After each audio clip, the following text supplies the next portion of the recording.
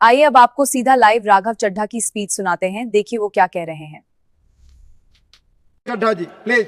Sir अक्सर देखा जाता है जब वित्त मंत्री बजट पेश करती हैं तो रूलिंग कोalition के जो एमपीज हैं जो ट्रेजरी बेंचेस पर बैठते हैं वो सरकार की तारीफ करते हैं और कहते हैं कि इससे भारतीय अर्थव्यवस्था में क्रांति आ जाएगी इस बजट से, और विपक्ष में जो बैठे हैं वो अक्सर निंदा करते हैं, कहते हैं किसान की कमर तोड़ दी, बहुत महंगाई हो गई, अमीर और अमीर हो रहा है, गरीब और गरीब हो रहा है। लेकिन मैं आज प्रयास करूंगा कि एक ऑब्जेक्टिव एनालिसिस इस बजट का करूं और कंस्ट्रक्टिव क्रिटिसिज्म अपना आपके माध्यम से वित्त मंत्री को दूं। So the title of my speech is The Good, the Bad and the Way Forward. 4 good things that I found in this budget, 4 bad things that I found in this budget, and 4 innovative suggestions to the Honorable Finance Minister. So the first good thing that I found in the budget is that there was an increase in the STT for derivative trading. Usually सरकार की निंदा हुई इस विषय को लेकर, markets भी गिरी, लेकिन मेरा यह मानना है कि इस कदम से स्पेक्युलेटिव ट्रेडिंग यानी कि सट्टा ट्रेडिंग समाप्त होगी या कम होगी और रिटेल इन्वेस्टर जो 90% रिटेल इन्वेस्टर एफएनओ सेक्टर में नुकसान भुगतता है, फ्यूचर्स एंड ऑप्शंस के चलते जुआ खेलता है, उसमें आपको रिटेल इन्वेस्टर की प्रोटेक्शन का एक माध्यम बन सकता है। लेकिन मैं इसी के साथ साथ वित्त मंत्री जी को याद दिलाना चाहूंगा कि एसटीटी का जेनेसिस क्या है, एसटीटी का जन्म कब हुआ। एसटीटी हमारे senior colleague mister P Chidambaram जब फाइनेंस मिनिस्टर थे तो उन्होंने इंट्रोड्यूस किया and it was introduce to replace long term capital gain tax on equities. जब long term capital gain on equities zero था तब एसटीटी को लाया गया कि वे एक सिंपल अपफ्रंट लेवी होगी ट्रेड्स पर regardless of profit and loss. लेकिन अब सरकार ने long term capital gain tax भी लगा दिया, एसटीटी भी लगा दिया और रिटेल इन्वेस्टर को और तमाम इन्वेस्टर्स को एक प्रकार से डिसइंसेंटिवाइज किया। मैं एक सुझाव लाया हूं सरकार के लिए जिससे long term house hold earnings बढ़ेंगी, वेल्थ क्रिएशन होगा और वेल्थ पार्किंग रियल एस्टेट और गोल्ड के सेक्टर से निकलकर इक्विटीज में आएगी और स्पेक्युलेटिव ट्रेडिंग और कम होगी और long term investment behaviour investors का बढ़ेगा। वो की है कि long term capital gain tax on equities should be made nil in this country for individual investors. दुनिया की कई ऐसे देश हैं जिसके अंदर long term capital gain tax equities पे खास तौर पे शून्य है, जैसे कि Switzerland, Singapore, UAE, New Zealand, Hong Kong, Qatar, Malaysia. मैं चाहूंगा कि जब एसटीटी बढ़ाया जा रहा है तो इसी बजट में ही long term capital gain tax को जीरो किया जाए। सर मेरा दूसरा जो मैं सरकार के बजट को एक्नॉलेज करना चाहूंगा वो ये है कि कैपेक्स के जो एक्सपेंडिचर एलोकेशन होता है उसमें एक बढ़ोतरी देखी गई। जहां वित्तीय वर्ष 18-19 में मात्र 3 लाख करोड़ कैपेक्स था, वो इस वित्तीय वर्ष में 12 लाख करोड़ तक पहुंचा है, which is 4.4% of the GDP, which is a good step. It will have a multiplier effect and it will prioritise asset creation. लेकिन इसके साथ साथ सरकार को 5 साल में क्या कैपेक्स वो कौन कौन से क्षेत्रों में खर्चा करने जा रही है उसका एक ब्यौरा देना चाहिए ताकि प्राइवेट सेक्टर भी इस कैपेक्स के खर्चे को मैच कर सके। So third thing which we found in the speech of the finance minister is that there was a relative restraint in making budgetary announcements for election bound states. अक्सर वित्त मंत्री का भाषण सुन के बता सकते हैं कि कौन से राज्यों में चुनाव होने जा रहा है। इस स्पीच में उन्होंने थोड़ा सा रिस्ट्रेंट एक्सरसाइज किया जिसे मैं एक्नॉलेज करता हूं। और आखिरी अच्छी चीज जो इस बजट में नजर आई वो ये था कि एनआरआई की इन्वेस्टमेंट लिमिट में एनहांसमेंट हुई। लेकिन मैं बता दूं कि जब एफआईआईज ने, फॉरेन इन्वेस्टर्स ने, फॉरेन पोर्टफोलियो इन्वेस्टर्स ने इस देश के बाजार से पैसा निकाल लिया और पिछले एक वित्तीय वर्ष में 23 बिलियन निकाला, तब जाकर सरकार जागी और सरकार ने एनआरआईज के लिए इक्विटी मार्केट का दरवाजा खोलकर उनकी इन्वेस्टमेंट लिमिट को 5% से बढ़ा दिया। इसमें कोई दो राय नहीं है कि इससे इन्वेस्टर्स 32 मिलियन एनआरआई इन्वेस्टर्स को अब भारतीय बाजार में पैसा डालने का मौका मिलेगा। लेकिन इसी के साथ साथ सरकार को इस पर भी गौर फरमाना चाहिए कि क्यों फॉरेन इन्वेस्टर्स भारत से पैसा निकाल कर बाजार को छोड़कर जा रहे हैं। Sir now I come to the bad part of the budget. First thing is the debt to GDP crisis. सरकार ने और डेट लेने के लिए, कर्जा लेने के लिए इस बजट में फॉर्मूला ही बदल दिया। पहले सरकार डेट जब लेती थी तो ओल्ड एफआरबीएम रूल्स के तहत 3% ऑफ जीडीपी तक का फ्रेश डेट लेती थी। इस बजट में सरकार ने उस फॉर्मूले को बदलकर कहा कि टोटल सरकार का डेट जीडीपी का 50% होगा और उस सीमा में हम डेट लेंगे। यानी कि they want to play on the denominator effect. For example एक साल बजट अगर हमारा जीडीपी 12% से ग्रो करता है तो उस साल सरकार खूब सारा डेट लेके सरकार पे कर्जा लाद सकती है, जो कि फिस्कल डेफिसिट 4.5, 6.5, 5% तक भी पहुंच सकता है। सर, इसी के साथ साथ मैं बताना चाहूंगा कि आज सरकार कहती है कि हमारा डेट टू जीडीपी रेशियो 56% है, लेकिन ये गलत है, क्योंकि बहुत सारे ऑफ बैलेंस शीट आइटम्स हैं जिसे सरकार डेट में दिखाती ही नहीं है, जैसे कि FCI bonds, OMC bonds, fertiliser, NHAI, NFSS, यानी कि तमाम तरीके के ऐसे कर्जे हैं सरकार के ऊपर जो सरकार अपनी बैलेंस शीट में नहीं दिखाती है। सर, मैं सरकार को आपके माध्यम से यह रिक्वेस्ट करना चाहूंगा कि देश का कर्जा और कैसे ना बढ़े इस पर काम करें, ना कि और कर्जा लेने के लिए हम जीडीपी और डेट टू जीडीपी के फॉर्मूले के रेशियोज बदलकर और पैसा कर्जे पे ब्याज पर लेने का प्रयास करें। सर, दूसरी दिक्कत जो इस बजट में नजर आई वो ये थी कि इनकम टैक्स स्लैब में चेंज नहीं हुआ। सर, हर साल देश का आम आदमी जब वित्त मंत्री जी की बजट की स्पीच सुनता है तो वो इसलिए नहीं सुनता कि पीएलआई की क्या इन्वेस्टमेंट होगी, कौन सा कॉरिडोर बन रहा है। देश का आम आदमी, सैलरीड क्लास, इसलिए बजट की स्पीच सुनता है कि उसके अंदर स्लैब में कोई रिवीजन होगा, क्या हमारी स्टैंडर्ड डिडक्शन की जो हमें डिडक्शन मिलती है वो बढ़ेगी। लेकिन इस बार बजट में देश का आम आदमी और खास तौर पर देश का मिडिल क्लास डिसअपॉइंट हुआ।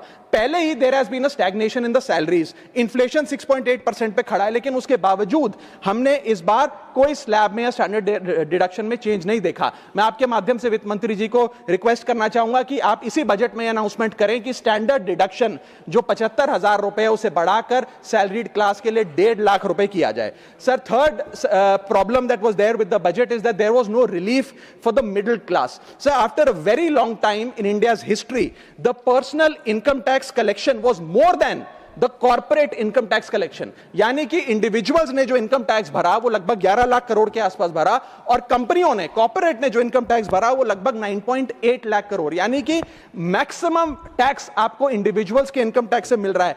आप मिडिल क्लास वो टैक्स भर रहा है। आज वो दौर आ गया है कि हम मिडिल क्लास को अपलिफ्ट करें, मिडिल क्लास को पैम्पर करें, नहीं तो मिडिल क्लास एक सैंडविच की तरह रिच क्लास और पुअर क्लास में दबता चला जा रहा है। सर, राइजिंग कॉस्ट प्रेशर्स के चलते पिछले वित्तीय वर्ष में मिडिल क्लास ने देखा कि उसके एजुकेशन के खर्चे में 8% की बढ़ोतरी हुई, हेल्थ केयर 9% से महंगा हुआ, रेंट 7% से, फूड 6% से, ट्रांसपोर्ट 5% से। मेरा रिक्वेस्ट यह है माननीय फाइनेंस मिनिस्टर से कि वो इनकम टैक्स में रियायत देकर या तो मिडिल क्लास को कोई रिलीफ दें, और अगर इनकम टैक्स में रियायत नहीं दे सकती हैं तो उसकी सेविंग्स और इन्वेस्टमेंट्स पे उसको बेनिफिट दें, उसे इंसेंटिव्स दें कि वो ज्यादा बचत करे, ज्यादा वेल्थ क्रिएशन कर पाए। Sir, fourth problem in this budget that I found was the budgetary allocation to health, which is low and which certainly needs a relook. Sir, आज हमने अपने टोटल गवर्नमेंट एक्सपेंडिचर का 2% हेल्थ को allocate किया है, लगभग 1 लाख करोड़ के आसपास। नेशनल हेल्थ पॉलिसी 2017 बताती है सर, और सरकार का ये अपना ऑब्जेक्टिव रहा है, गोल रहा है, that spending on public health should be 2.5% of GDP। आज हम 2026 में खड़े हैं, हमारी पब्लिक हेल्थ पे स्पेंडिंग मात्र 0.5% ऑफ जीडीपी। हम अपने लक्ष्य से कोसों मील दूर हैं। जहां यूएस में 18% ऑफ जीडीपी हेल्थ केयर पे खर्च होता है, यूके में 12%, जर्मनी में 13%, स्वीडन में, नेदरलैंड में, डेनमार्क में, जापान में, स्पेन में 10% ऑफ जीडीपी खर्च होता है, क्योंकि वो देश जानते हैं कि जान है तो जहान है। लेकिन हमारे देश में मात्र 0.5% ऑफ जीडीपी हम अपने हेल्थ पे खर्च करते हैं, और इसके चलते आलम यह है कि सरकारी अस्पताल में अगर आप चले जाइए, which is called the backbone of India's healthcare, वहां पर आपको पुरानी जर्जर बिल्डिंग मिलेंगी, मैसिवली अंडरस्टाफ्ड हॉस्पिटल मिलेगा, ओवरवर्क डॉक्टर मिलेंगे, पॉपुलेशन के हिसाब से बेड नहीं मिलेगा, जांच के लिए मशीनें नहीं हैं, दवाइयों की कमी है, और अगर इलाज की, ऑपरेशन की डेट मिल भी जाए तो वो डेट इतनी दूर होती है तब तक मरीज चल बसता है। Sir, the reality is that Covid made us realise and it was a wake up call for India's public health infrastructure, and I want to ask the house today, are we prepared, God forbid, if there were to be another pandemic or another big sort of raging pandemic in this country, and the answer to that is no। और private अस्पतालों की sir हालात ये हैं कि अगर आज आपको प्राइवेट अस्पताल में इलाज करना पड़े तो आपको लोन लेना पड़ता है, अपने घर के गहने, अपना रियल एस्टेट एसेट बेचकर पता नहीं कितने हजारों लाखों लोग हर साल भारत में गरीबी रेखा के नीचे चले जाते हैं, क्योंकि उन्हें एक हेल्थ इमरजेंसी के चलते प्राइवेट अस्पताल में इलाज कराना पड़ता है। सर, जैसे वन नेशन वन इलेक्शन इस देश में लागू किया जा रहा है, वन नेशन वन टैक्स की ओर हम बढ़ रहे हैं, वैसे ही one nation one medical treatment की ओर बढ़ना चाहिए। सबको नंबर 1 मेडिकल ट्रीटमेंट देश में मिले, ऐसी व्यवस्था बननी चाहिए। सर मेरे 4 सुझाव जो आपके माध्यम से मैं वित्त मंत्री को देना चाहूंगा। पहला सुझाव है, put all land and property records of India on blockchain. एक blockchain based land registry ledger बनाइए। पहले 10 मेजर राज्यों शहरों से शुरू करिए, महानगरों से और टियर 2 सिटीज से, जिस लेजर में, जिस ब्लॉकचेन लेजर में हर रिकॉर्ड, हर सेल, हर म्यूटेशन, हर इनहेरिटेंस को एक डिजिटल रिकॉर्ड बुक में डाला जाएगा, जो एक ब्लॉकचेन लेजर होगा, जो टाइम स्टैम्प्ड होगा, टेम्पर प्रूफ होगा, 100% ट्रांसपेरेंट होगा और रियल टाइम प्रॉपर्टी ट्रैकिंग आप उससे कर सकेंगे, जिसके चलते इंस्टेंट टाइटल वेरिफिकेशन होगा। आज सर हमारा जो रियल एस्टेट का लैंड एंड प्रॉपर्टी रिकॉर्ड का जो बाजार है, उसमें अटर कियोस है। कियोस इसलिए है कि लोगों को रजिस्ट्रार के दफ्तर के बाहर धक्के लग रहे हैं, दलालों ने उन अफसरों पे पूरी तरीके से कब्जा किया हुआ है, प्रॉपर्टी टैक्स में चोरी होती है, सर्कल रेट को एक्सप्लॉइट करके कैश में प्रॉपर्टियां खरीदी जाती हैं, फर्जी कागज, कब्जे, टाइटल डिस्प्यूट, न जाने क्या क्या चल रहा है, जिसके चलते आज 66% of India civil disputes are land disputes. 45% of properties lack clear title in India. India ranks 133 out of 190 in property registration efficiency. 48% of our properties are under dispute and the average time taken by civil courts to resolve these disputes is 7 years. And 6.2 crore property documents are pending digitization. वो तहसीलदार के दफ्तर में पड़े या registrar के दफ्तर में, उनका डिजिटाइजेशन अभी तक नहीं हुआ। इन सारी बीमारियों का एक ही दवा है, that is national blockchain registry, जिसके चलते प्रॉपर्टी डिस्प्यूट समाप्त होंगे, मिडिल क्लास की वेल्थ अनलॉक होगी क्योंकि वे और ब्याज पे पैसा ले पाएंगे, प्रॉपर्टी टैक्स की कंप्लायंस बढ़ेगी और रीट्स जैसे इन्वेस्टमेंट व्हीकल्स को ब्लॉकचेन वेरीफाइड टाइटल मिलेंगे, उसमें भी बढ़ोतरी देखी जाएगी। इसी के साथ साथ सर दुनिया के कई देशों ने इसे लागू कर दिया है। स्वीडन में यह लागू है, जहां पर एक दिन में आप प्रॉपर्टी का ट्रांजैक्शन कंप्लीट कर सकते हैं, वहां डिस्प्यूट रेट 2% है। जॉर्जिया में है, जहां 3 दिन में प्रॉपर्टी का ट्रांजैक्शन खत्म हो जाता है, डिस्प्यूट रेट 1% है। और यूएई में है, जहां 10 मिनट में आप अपनी प्रॉपर्टी खरीद बेच सकते हैं, वहां डिस्प्यूट रेट 1% से भी नीचे। और वहां हिंदुस्तान में प्रॉपर्टी बेचनी हो तो 2 से 6 महीने लगते हैं और 48% डिस्प्यूट रेट है। सर मेरा दूसरा सुझाव है, inflation linked salary revision act. Bharat में वेजेस को इंडेक्स करिए महंगाई से। वित्तीय वर्ष 18 से लेकर वित्तीय वर्ष 26 में हमने देखा कि real wages for the salaried class में 16% की गिरावट आई। ये गिरावट का मतलब इन सालों में जितनी महंगाई थी, जिस स्तर पे महंगाई बढ़ी उस स्तर पे वेजेस नहीं बढ़ी, जिसके चलते 16% की गिरावट रियल वेजेस में देखी गई। इसीलिए mandatory wage indexation formula is the need of the hour and the government must look at it. इसके चलते तमाम फॉर्मल सेक्टर्स में, corporate, shops, factories, gig workers, सबको इन्फ्लेशन इंडेक्स वेज हाइक मिलेगा। और सरकार के मुलाजिम को तो मिलता ही है, हर साल डियरनेस अलाउंस मिलता है, उसके बाद आप हर कुछ सालों में पे कमीशन लागू होता है। इससे आप 20 करोड़ आबादी, which is 45% of India's total workforce, आप उसे एड्रेस कर पाएंगे। सर इसी के साथ साथ मैं बताना चाहता हूं कि दुनिया के कई देशों में यह पहले से ही लागू है। यूएस के अंदर COLA, cost of living adjustment system लागू है, जिसके अंदर एनुअल और ऑटोमेटिक रिवीजन होता है। जर्मनी के अंदर हर 18 से 24 महीने के अंदर महंगाई के अनुसार सैलरी बढ़ा दी जाती है। जापान के अंदर शिंटो मेथड यूज होता है, जिसमें annual inflation index wage hike दी जाती है। और बेल्जियम में ऑटोमेटिक इंडेक्सेशन लॉ है, जिसमें क्वार्टरली बेसिस पर एम्प्लॉइज की सैलरी बढ़ाई जाती है। Sir India is one of the only countries in major economies where 85% of our formal workforce has zero statutory inflation protection. We are at the mercy of the employer discretion and our own negotiation power to raise our salaries. इसके साथ साथ मुझे लगता है कि एक minimum increase based on inflation होना चाहिए। मेरा थर्ड सुझाव माननीय वित्त मंत्री जी को रहेगा कि स्टेट कैपिटल एक्सपेंडिचर की matching grant, matching funding centre दे, यानी कि हर 1 रुपया जो राज्य की सरकार कैपेक्स पे, कैपिटल एक्सपेंडिचर पे, एसेट क्रिएशन पे खर्च करती है, उसकी मैचिंग ग्रांट 1 रुपया केंद्र द्वारा राज्यों को दिया जाना चाहिए, not as loan but as a grant. आज स्टेट कैपेक्स में 2 बॉटलनेक्स है। पहला बॉटलनेक है बोरोइंग कैप, यानी कि कोई भी राज्य अपने स्टेट जीडीपी से 3% से ज्यादा ब्याज पर पैसा नहीं ले सकता, वो कैपेक्स पे नहीं खर्च करता, वो तमाम तरीके के ऑपरेशनल खर्चे करता है। और सेकंड प्रॉब्लम है कि अगर केंद्र सरकार पैसा देती भी है राज्यों को कैपेक्स के लिए, वो लोन की सूरत में देती है और कंडीशनल लोन की किस एसेट पे कितना खर्च होगा, एक कंडीशनल लोन दिया जाता है। मेरा सुझाव है that replace this loan with conditions given by the centre to grant with trust grant based on trust by the centre. Sir, centre को आने वाले 5 वर्षों के लिए 1.5 लाख करोड़ आवंटित करना चाहिए, not as loan but as these capex grants, ताकि राज्यों में सड़कें बने, इरिगेशन नेटवर्क बने, लोकल पावर इंफ्रास्ट्रक्चर बने, ड्रिंकिंग वाटर सैनिटेशन हो और अर्बन इंफ्रास्ट्रक्चर में एसेट क्रिएशन, एसेट फॉर्मेशन किया जाए। As not as loan, not on interest, not with principal and with no conditionality. अगर ऐसा होता है तो सबसे पहले तो स्टेट की बैलेंस शीट में this grant will not sit as debt. State की बैलेंस शीट सुंदर होगी, बेहतर होगी। दूसरा, खुलकर राज्य कैपेक्स पर खर्च कर पाएंगे। Third, it will be a high growth and a high job creator, ये ग्रोथ मल्टीप्लायर और जॉब क्रिएटर के तौर पे इसका इस्तेमाल होगा, क्योंकि हर 1 रुपया जो आप कैपेक्स पे खर्च करते हैं उससे भारत का जीडीपी 2 से 3 रुपए बढ़ता है in a span of 3 to 5 years। Cooperative federalism मजबूत होगा और साथ ही साथ states will become builders and not borrowers in the eyes of the centre. Sir, मेरा चौथा सुझाव जो माननीय वित्त मंत्री जी के लिए है वो ये है कि legalise virtual digital assets as an asset class.